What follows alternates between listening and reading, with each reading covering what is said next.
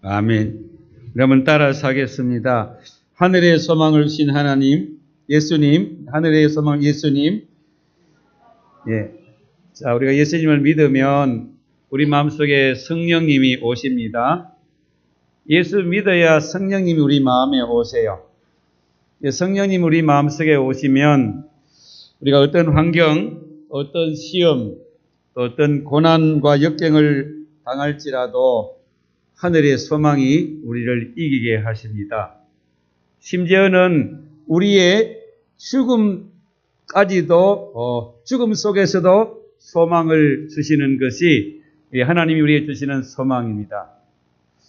일제 때 믿음을 지키다가 평양 감옥에 6년 동안 온갖 고문과 학대를 받고 고통을 당했던, 그러다가 하나님께서 우리나라에 해방을 주셔서 해방과 더불어 이제 감옥에서 나오신 살아있는 선교자라고 말합니다.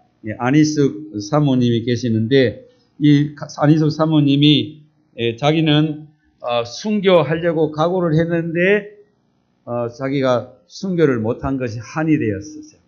그래서 이분이 쓴 책들이 많이 있는데, 이분이 쓴 책 가운데 죽으면 죽으리라, 또 죽으면 살리라, 또 당신은 죽어요, 당신은 죽어요, 그런데 왜 안 죽어요? 이런 죽음에 대한 책들을 많이 쓰셨어요. 그래서 많은 독자들이 책을 읽고 은혜를 받고는 질문하는 질문이 있다고, 왜 사모님은 그렇게 죽음에 대해서 그런 이야기를 많이 합니까?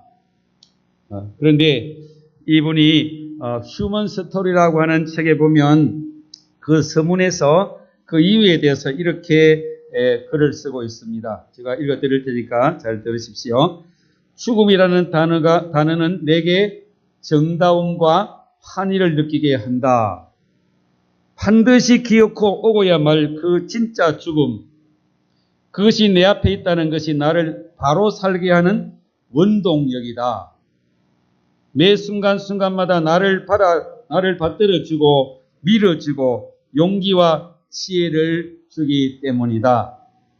공간 인생의 길에서 죽음을 알고 죽음이 가져올 그 뒤에, 죽음 뒤에 실상을 생각하지 않으면 어디서 힘을 얻고 어떻게 지혜를 얻겠는가? 순간순간 죽음이 다가오고 그 죽음이 내게 가져다 줄 놀랍고 황홀한 실제 세계를 기다리니 힘이 쏟고 기쁨과 소망이 넘치고 열심히 있는 믿음이 생기고 먹고 마시는 것이 즐겁고 마음이 평안한 건 아닐까? 죽음은 내 앞에 보이는 화려한 문이다. 열리면 들어가는 영원한 문인 것이다. 그 문이 열릴 때 나는 들어갈 것이다. 내 본향 집에 들어가 그분을 뵙게 될 때에 눈으로 보지는 못했지만 순종하며 따랐던 그분, 나는 그분 앞에 서게 될 것이다. 그분의 얼굴을 마주 대할 때 얼마나 그 감격이 크겠는가. 예수님 앞에 엎드려 경배해 드릴 때 나는 할 말을 잃어버린 채 엉엉 울기만 할 것이다. 정말로 살아있는 순교자다운 그런 글입니다.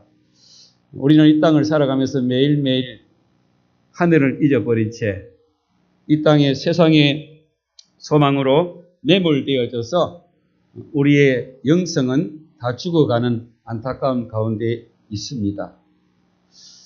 오늘 우리도 이런 영성을 가지고 이 땅을 살아갈 수 있기를 축복합니다. 이분은 죽음 후에 올 그 놀라운 하늘나라의 영광을 꿈꾸며 그것을 현실 속에서 어떻게 하든지 그것을 발견하려고 노력하는지. 오늘도 우리 교회 안에는 어떤 사람들은요, 세상에 사는 게 재미가 있어가지고 하늘나라는 안중에도 없습니다. 죽음 이후에 올 그 하나님의 놀라운 하늘의 영광을 보지를 못합니다. 그러니까 예수를 믿어도 세상 사람들에게 손가락질 받고 세상 사람들에게 조롱을 당하고 교회에서도 저 사람이 목사냐, 저 사람이 장로냐. 우리가 정말 여러분 하나님 앞에 하늘의 소망을 가졌다면 그렇게 사시면 안 됩니다. 우리는 세상 사람과 다른 사람들입니다. 이 세상 속에 살고 있지만은 이 세상에 속한 사람이 아닙니다. 하늘에 속한 사람입니다. 예수님은 저와 여러분에게 이 하늘의 소망을 주시기 위해서 십자가에서 못 박혀 죽으시고 부활하신 것입니다. 이 로마서는 바울 사도가 오늘 우리에게 기독교가 어떤 종교인지, 우리가 무엇을 믿어야 하는지, 이 믿음 우리가 어떻게 세상을 살아가야 할지를 우리에게 체계적으로 잘 기록해 준 말씀입니다. 그래서 많은 사람들이 로마서를 통해서 엄청난 은혜를 받는 것입니다. 오늘 바울 사도는 오늘 4장 25절 마지막 절 말씀에 이렇게 말씀하고 있습니다. 우리 한번 같이 읽어보겠습니다. 예수는 우리의 범죄한 것 때문에 내줌이 되고 또한 우리를 의롭다 하시기 위하여 살아나셨느니라. 아멘. 죄 없는 예수님이 땅에 오셔서 우리 대신에 십자가에서 내주은 하나님이 우리 죄를 용서하시려고, 그리고 예수님은 우리를 다시 의롭다 하셔서 우리가 의인을 만들어서 하늘나라에 데려가기 위해서 예수님은 다시 살아나셨습니다. 요한복음 4장에 보면 사마리아 여인의 이야기가 나옵니다. 당시에 유대인들은 이 사마리아 땅은 더럽다고, 이방인들 같다고 그 땅을 밟지도 않고 사람들마다 말도 안 하는데 우리 예수님께 제자들을 데리고 그 땅을 지나가시는데 낮 12시쯤 되어서 우물가에 갔더니 제자들은 점심때에서 밥을 이렇게 구하기 위해 가버리고 예수님 혼자 있을 때에 이 12시 아무도 없는 그 뜨거운 땡볕에 여자가 물동이를 들고 물길로 나왔어요. 한두 번의 결혼 실패로 말미암아 동네 사람들에게 손가락질을 당하고 삶의 의미를 잃어버린 이 여인. 예수님께서는 여인에게 내게 물을 좀 달라 그랬더니 여자가 이상한 눈으로 쳐다보면서 당신은 유대인인데 어찌 사마리아 여자인 내게 말을 합니까? 예수님은 이 여인에게 이렇게 말합니다. 요한복음 4장 10절 말씀 우리 한번 보겠습니다. 예수께서 이르시되 네가 만일 하나님의 선물과 또 내게 물을 좀 달라니까 누군지 알았더라면 네가 그에게 구하였을 것이고 그가 네게 생수를 주었으리라. 내가 누군지 알았다면, 내가 지금 너에게 하나님의 선물을 주러 온 것을 알았다면 네가 내게 구했을 것이다. 마시면 또 목말라 하는 그 세상의 물이 아닌 내가 영원히 목마르지 않는 내가 네게 성령의 물을 주시겠다고 주님은 말씀하신 것입니다. 오늘 이 여인은 상처받고 힘겹게 살아가는 여인은 예수님을 만나서 하늘의 소망을 그가 회복하게 될 때에 물동이를 버려두고 동네에 가가지고 사람들에게 찾아가서 그렇게 동네 사람 피해 다니던 여인이 동네 사람 만나가지고 내가 예수님 만났다고 자랑하는 여인이 된 것입니다. 오늘 예수님은 우리를 구원하기 위해서 십자가에서 죽으시고 우리에게 하늘의 소망을 주신 줄로 믿습니다. 예수님을 진짜 믿기만 하면 여러분, 우리가 어떤 사람도 어떤 실패와 좌절 가운데 살아가도 소망을 얻게 되는 줄로 믿습니다. 병들어도 가난해도 배우지 못해도 세상에 어떤 일에 실패했다고 할지라도 예수님을 만나면 예수님은 우리에게 이 세상의 소망이 아닌 하늘의 소망을 우리에게 주시는 분이십니다. 예수님의 십자가는 하나님과 우리를 화평을 누리게 하시고 은혜를 받게 하시고 하나님의 영광을 바라보고 즐거워할 수 있는 소망인 것입니다. 왜냐하면 예수님은 반드시 우리를 도와주십니다. 우리의 문제를 해결해 주십니다. 우리를 지켜주시기 때문에 그렇습니다. 성령님이 우리 안에 오시면 우리를 계속해서 하늘의 소망으로 우리를 이끌어 가시는 것이 성령님의 역사인 것입니다. 오늘 저와 여러분에게도 이 성령님이 여러분에게 임하셔서 여러분의 마음속에 끊임없이 어떤 환경 속에 있든지 계속해서 그것을 이겨나가고 하늘의 소망으로 가득 채워지는 은혜가 있기를 주의 이름으로 축원합니다. 그런데 하나님은 이 소망을 어떻게 이루어 가시느냐 하는 것입니다. 3절 말씀 보겠습니다. 3절 보겠습니다. 3절 다만 이뿐 아니라 우리가 환난 중에도 즐거워하나니 이는 환난은 인내를 인내는 연단은 소망을 이루느니라 그랬습니다. 여러분 우리가 그냥 태어나자마자 교회 나오니까 그냥 자동적으로 하늘의 소망이 우리에게 주어지는 것이 아니라는 것입니다.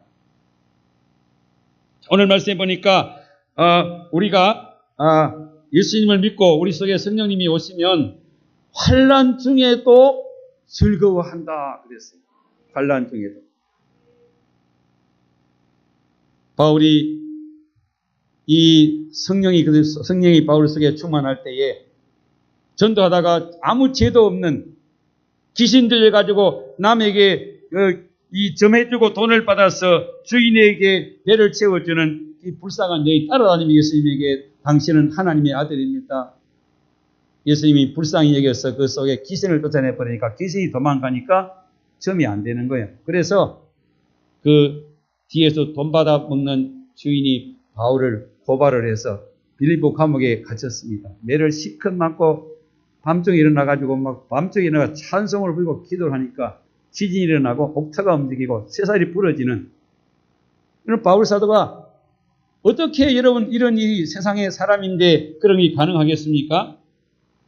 그 속에 성령께서 함께 하시니까 그런 환난 가운데서 그는 소망을 가지고 하나님 앞에 기뻐하고 즐거워할 수 있었던 것입니다.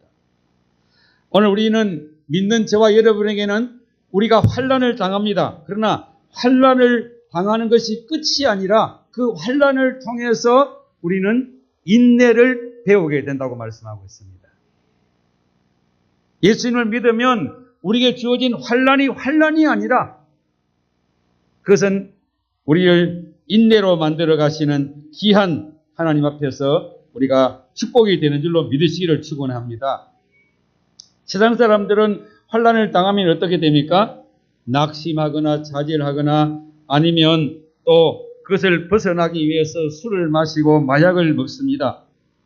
그리고 남을 탓하고 다른 사람들에게 책임을 지우고 원망하고 불평하고 싸우고 다투고 심하면 스스로 자기 목숨을 끊어버리는 그런 세상 사람들은 그렇게 극단적인 행동을 취합니다. 그러나 여러분 믿는 우리는요 진짜 속에 하늘의 소망을 가진 사람은요 환난이 오면 더 하나님을 의지하고 더 하나님을 가까이 하고 더 하나님 앞에 회개하고 기도하는 사람이 되는 것입니다.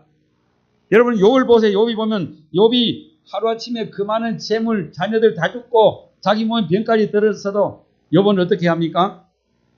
하나님 앞에 감사하고 찬양하고 더 가까이 하고 주어진 환경을 받아들이고 하나님을 의지함으로 인내를 배우게 된 것입니다. 그래서 야고보서 5장의 말씀을 보니까 야고보 5장에 보면 욥의 인내를 배우라 그렇게 말씀하고 있습니다. 자, 여기 배우라고 하는 말은 태어날 때부터 우리가 이런 어려움을 우리가 이겨내는 그런 인내를 말하는 것이 아닙니다.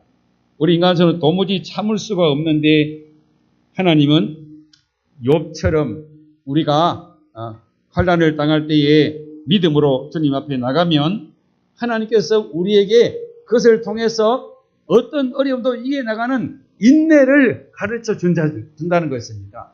여러분 예수 믿는 사람이 강한 이유가 어디 있습니까? 세상적으로 보면 그냥 싸우고 난리를 치고 그냥 뭐 멱살을 잡고 그냥 네가 올린 내가 올린 싸워야 되지만 하나님이 아시니까 우리가 참을 수 있는 거잖아요. 나중에 예수님 앞에 가면 다 가짜 진짜가 다 드러날 거니까 뭐 지금은 뭐 겉으로 번지를 해가지고 자기가 진짜라고 막 큰 소리 치고 응? 그런데요 우리가 예수님 앞에 가면 다 드러나요. 그래서 우리는 인내로서 그것을 이겨나가는 사람이 되는 것입니다. 그래서 우리는 하나님 앞에서 인내를 배워야 되는데 야고보 5장 11절 보니까 이렇게 말씀하고 있습니다. 보라 인내하는 자를 우리가 복되다 하나니 너희가 욥의 인내를 들었고 주께서 주신 결말을 보았거니와 주는 가장 자비하시고 긍휼히 여기시는 이시니라. 욥의 인내를 우리가 통해서 우리가 인내하는 사람이 복이 있다는 것입니다.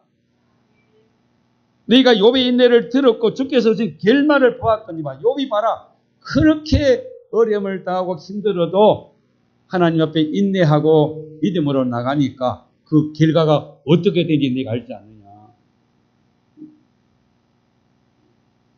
그 결말을 보았거니와 주는 가장 자비하시고 긍휼히 여기시는 이시니라. 여러분 우리가 어려움을 당할 때에 하나님은 뒷짐지고 구경하는 분은 아니에요. 하나님 우리가 어려움을 당할 때에 함께 고난 가운데 함께 계시고 하나님의 그 고난을 통해서 우리의 인격을 만들어 가시는 것입니다. 그래서 여기 한란은 인내는 무엇을 만들어요? 연단. 인내는 우리가 참고 견디면 우리를 하나님이 연단하실 연단. 여기 연단이라는 말은 NIV 이 미국 그 영어 성경에 보면요. 캐릭터가 뭐예요? 우리가 이런 환난을 당해서 인내를 하게 되면 그 인내가 우리를 그렇게 예수님을 닮아가는 성품으로 만들어 주신다는 것입니다. 여러분 우리가 하나님의 복을 받으려고 하면 우리에게 무엇이 있어야 됩니까? 하나님의 복을 받으려면 하나님의 형상이 우리 속에 그게 있어야 되죠. 하나님 우리에게 먼저 복부터 주지 않습니다. 우리가 복을 받을 수 있는 예수님의 마음을 닮아갈 때에 하나님이 우리에게 복을 주시는 것입니다. 처음부터 이런 인격이 우리 속에 들어오는 것이 아닙니다. 자, 여러분 요셉을 보십시오. 요셉이 17살 때에 꿈을 꾸었어요. 하나님 꿈을 주시는데 그 꿈은 어떻습니까? 곡식단, 요셉이 자기 곡식단을 이렇게 일어서고 주위의 형제들이 부모들이 다 자기 곡식단을 절을 하는 거 보여줬어요. 또 그 다음에 어떤 거 보여주죠? 또 다시 꿈을 꿨는데 해와 달과 11별이 요셉에게 이렇게 절을 하는 그런 꿈을 보여주셨습니다. 하나님은 요셉을 통해서 앞으로 어떻게 요셉을 하나님께서 이끌어 갈 것인가 하는 것을 하나님은 이 꿈을 통해서 다 보여주신 것입니다. 이 꿈 이야기를 했다가 요셉이 형님들에게 미움을 받고 요셉이 이제 죽을 위기를 모면하고 종으로 팔려요. 종으로. 그래서 애굽 나라에 가서 보디발의 집에서 종을살이를 열심히 잘 했습니다. 원망하지 않고 불평하지 않고 요셉은 최선을 다해서 잘 일을 해서 그래서 인정을 받아서 가정총무가 되었습니다. 그런데 그 다음에 어떤 일이 벌어집니까? 요셉의 아내가 보디발의 아내가 요셉을 유혹할 때에 요셉이 그것을 거절하다가 감옥 속에 갇히게 된 것입니다. 근데 그 감옥 속에 왕국에서 일을 하는 왕의 그 술을 맡은 사람하고 떡을 만드는 두 사람이 잡혀 들어왔어요. 그들이 꿈을 꿨는데 요셉이 꿈을 해석해 줬더니 그 꿈대로 이루어졌습니다. 근데 그 사람들이 뭐라고 말하는가 하면 그 사람이 뭐라고 내가 나가면 당신을 내가 구해주겠다고 약속을 했는데 2년이 지나도 아무런 소식이 없어요. 그런데 그때 어떤 일이 벌어집니까? 왕이 꿈을 꿨는데 아주 튼튼한 7마리 항소가 나오고 그 다음에는 아주 빼빼 말라붙은 7마리 항소가 나와요. 여러분 이 꿈은 무슨 꿈입니까? 앞으로 7년 동안 흉년이 오고 또 7년 후에 흉년이 온다는 겁니다. 그런데 이 꿈을 아무도 해석을 할 수가 없습니다. 그때 이 풀려난 술을 맡은 관원이 내가 감옥에 있을 때 그 꿈을 잘 해석했던 요셉을 그제서야 기억을 하는 거예요. 그래서 요셉을 데리고 와서 그 꿈을 해석하고 요셉이 총리가 되는 하나님의 역사를 이루어 주신 것입니다. 오늘 이 사건에 요셉이 그 삶에 대한 것을 하나님은 시편 105편의 말씀 보니까 정확하게 잘 해석을 해주고 있는 말씀이 있습니다. 시편 105편 16절 보겠습니다. 그가 그 땅에 기근이 들게 하사 그들이 의지하고 있는 양식을 다 끊으셨도다 그랬습니다. 누가 하셨어요? 하나님이. 하나님이 그 애굽과 이스라엘 나라 주변에 있는 모든 나라들을 양식을 다 끊어버리고 7년 동안 흉년이 오니까 뭐 양식이 다 끊어있잖아요. 하나님은 지금 일을 하지 않으면 야곱과 아들들이 애굽 나라에 올 리가 없어요. 올 수도 없고 오지도 않아요. 근데 하나님께서 양식을 다 끊어버린 거예요. 양식을 다 끊어보니까 우리 사람이 세상을 살아가는데 분명히 포도청이라고 먹어야 산다고 그러잖아요. 배가 고프니까 당장은. 그래서 하나님은 요셉을 통해서 이 7년의 풍년이 왔을 때 준비를 잘해서 7년 다가올 흉년을 미리 준비하게 하셔서 애굽이 총리로 있을 때에 그들이 곡식 사러 왔다가 요셉을 만나게 됩니다. 요셉을 만나게 됩니다. 여러분, 하나님이 하시는 일을 잘 보시기 바랍니다. 하나님은 요셉에게 꾼 꿈을 이루기 위해서 이런 양식을 끊어버려서 그들이 양식을 사러 오게 하고 애굽 나라의 총리로 그를 만들어 주셔서 애굽 나라를 축복해 주신 것입니다. 그런데 하나님은 그 다음에 어떤 일을 하시는지 보시죠. 17절 보겠습니다. 자, 17절. 그가 한 사람을 앞서 보내셨으며 요셉이 종으로 팔렸도다.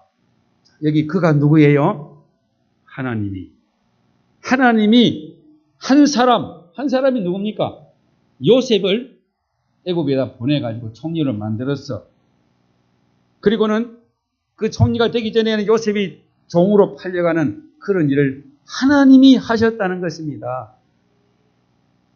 여러분, 하나님의 지혜를 보십시오. 하나님의 지혜는 너무 높아서, 너무너무 높아서, 너무 깊어서 우리가 이해할 수가 없는 거예요. 이해할 수가 없는 거예요. 여러분, 성경 말씀이 잘 이해가 됩니까? 우리가 하나님의 말씀을 믿을 수가 없는 것은 너무 하나님의 지혜가 높아서, 너무 넓어서, 너무 멀어서, 길어서 우리가 그것을 이해하지 못하는 거예요. 그래서 성령의 역사가 아니면 성경이 믿어질 수가 없어요. 성령의 역사가 아니고는 예수를 믿을 수 있는 사람이 한 사람도 없습니다. 하나님이 요셉에게 보여준 꿈을 이루기 위해서 요셉을 먼저 종으로 팔려가게 하신 것입니다. 여러분, 이게 말이 되는 이야기입니까? 요셉을 총리로 세우려고 하면 하나님이 기적을 통해 세우셔든지 아니면 애굽 나라에 유학을 보내가지고 총리를 시키셨든지 그래야 되는데 종으로 팔려가도록.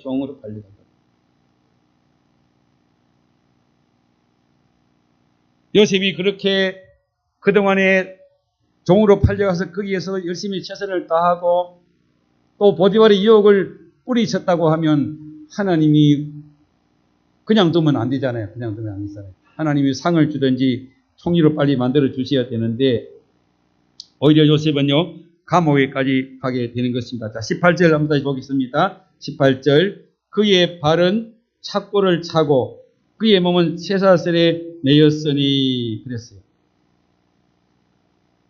요셉이 만약에 하나님을 이해하려고 했다면 요셉도 대실망을 했을 것입니다. 그런데 요셉은 하나님을 말씀을 그대로 믿고 세상이 어떻게 돌아가든지 하나님이 반드시 하나님의 뜻대로 되는 것을 요셉은 굳게 믿었습니다. 그래서 묵묵히 하나님이 하시는 대로 요셉은 순종하며 믿음을 가진 것입니다.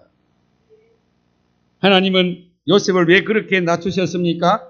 가혹할 정도로 하나님은 그를 낮추셨습니다. 19절 말씀에 해답이 나옵니다. 19절 보겠습니다. 곧 여호와의 말씀이 응할 때까지 그의 말씀이 그를 단련하였도다. 할렐루야. 하나님의 뜻은 우리가 저도 이해 못해요. 하나님은 지금 요셉을 인내하는 사람으로 어떤 환경에서도 하나님 앞에 순종하고 하나님의 말씀을 그대로 믿고 순종하는 사람으로 만들기 위해서 하나님께서 이런 일들을 행하신 것입니다. 다시 말하면 고난을 통해서 요셉은 인생에 내가 주인이 아니고 하나님이 주인이신 것을 믿었던 것입니다. 세상의 권력자가 세상을 마음대로 하는 것이 아니라 환경이 세상을 마음대로 하는 것이 아니라 우리 하나님께서 이 모든 일을 주관하고 계시는 것을 그는 진짜로 믿은 것입니다. 오늘 저와 여러분도 이런 믿음을 가지시기를 축복합니다. 요셉은 이제 중년을 만나서 목숨을 유지하기 위해서 자기를 찾아왔던 곡식 사러 왔던 형들이 보복할까가 두려워 벌벌 떨고 있을 때에 요셉이 한 고백을 들어보십시다. 자, 창세기 45장 5절에 8절입니다. 5절에 8절 우리 같이 읽어보겠습니다. 당신들이 나를 이곳에 팔았다고 해서 근심하지 마소서, 한탄하지 마소서. 하나님이 생명을 구원하시려고 나를 당신들보다 먼저 보내셨나이다. 이 땅에 2년 동안 중년이 들어서는 아직 5년은 밭갈지도 못하고 추수도 못할 것이라 하나님이 큰 구원으로 당신들의 생명을 보존하고 당신들의 후손을 이 땅에 두시려고 나를 당신들보다 먼저 보내셨나니 그런즉 나를 이리로 보낸 이는 당신들이 아니요 하나님이시라. 하나님이 나를 바로에게 아버지로 삼으시고 그 온 집을 주로 삼으며 애굽 온 땅의 통치자로 삼으셨나이다. 아멘. 얼마나 멋있지 않습니까? 여러분, 우리가 하나님이 주시는 말씀을 따라가면 이런 멋진 인생을 살 수 있습니다. 우리에게도 이런 고백이 반드시 나오게 될 것입니다. 하나님은 우리가 죄를 지었거나 잘못해서 환난을 우리가 당하는 것이 아니라 예수님께서 우리에게 이 세상의 소망이 다 끊어져도 하늘의 소망은 우리에게 영원히 주어진 것을 우리에게 알게 하시려고 때로는 이해할 수 없는 내가 왜 이런 고난을 당하고 왜 이런 십자가를 져야 되느냐 그런 상황까지 우리를 끌고 갈 때가 있다는 사실을 믿으시기를 축원합니다. 그래서 믿는 사람은 여러분 반드시 하늘의 소망을 가지고 이 세상을 이기게 되어 있는 것입니다. 내 속에 계시는 그 성령께서 나를 끌어가시는 것입니다. 요셉을 인도했던 하나님께서 오늘 저와 여러분을 인도해 주실 줄을 믿으시기를 축원합니다. 자, 오늘 바울 사도는 이렇게 말씀합니다. 5절 6절을 보시겠습니다. 소망이 부끄럽게 하지 아니함은, 자, 우리가 가진 소망은 부끄러움을 당하지 않습니다. 우리에게 주신 뭐요? 성령으로 말미암아 하나님의 사랑이 우리 안에 부은 바 됨이니 우리가 아직 연약할 때 기약대로 그리스도께서 경건치 않은 자를 위하여 죽으셨도다. 예수님이 십자가에 죽은 그것이 하나님이 나를 사랑하는 증거인 줄로 믿으시기를 바랍니다. 우리 예수님께서 참으로 십자가에서 못 박혀 죽으신 것은 오늘 저와 여러분을 사랑했다고 하는 증거입니다. 그래서 바울은 그렇게 고난을 많이 당하고 복음을 전한 후에 뭐라고 말씀합니까? 나의 나 된 것은 하나님의 은혜로라. 그렇게 고백하고 있는 것입니다. 하나님 여러분, 오늘 저와 여러분들이 하나님의 놀라운 사랑 안에 살아가는 것을 믿으시기를 축원합니다. 우리의 세상의 소망은 언제 끊을지 모릅니다. 그러나 하늘의 소망은 빼앗아갈 자도 없고 그것을 취소할 자도 없습니다. 그것은 예수님께서 나를 위해 십자가에서 살찢고 피 흘려 주심으로 부활하심으로 우리에게 놀라운 소망을 주신 줄을 믿습니다. 마지막 10절을 한번 보겠습니다. 10절 곧 우리가 원수 되었을 때에 그의 아들을 죽으심으로 말미암아 하나님과 화목하게 되었은즉 화목하게 된 자로서는 더욱 그의 살아나심으로 말미암아 구원을 받을 것이라. 예수님은 우리가 예수님 믿기도 전에